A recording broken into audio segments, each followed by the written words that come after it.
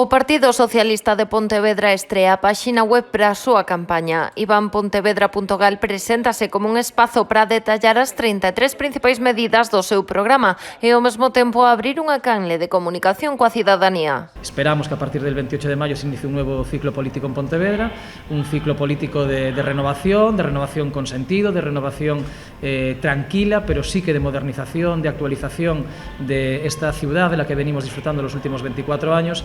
Y una de los rasgos y de las claves de ese nuevo modelo tiene que ser la cercanía, tiene que ser el contacto directo con la gente, la presencia permanente en la calle.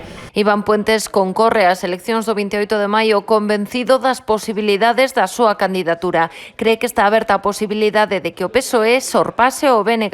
Estamos partiendo de la situación más optimista y con mayor estimación de concejales de la que partió nunca el Partido Socialista, más allá de la última década, ¿no? Los escenarios, las fórmulas están abiertas, ¿no? Llevamos 24 años, los que se gobernó en minoría, en los que se gobernó en coalición.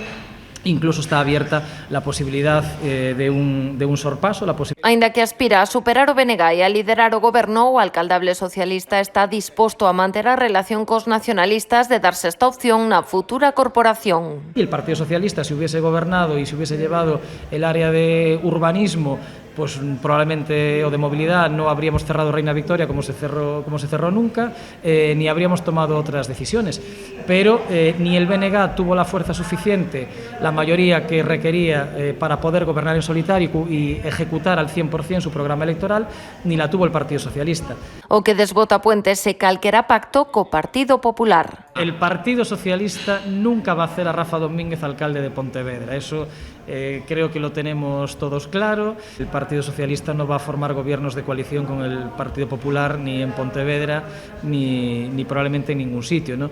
Pero en Pontevedra desde luego no.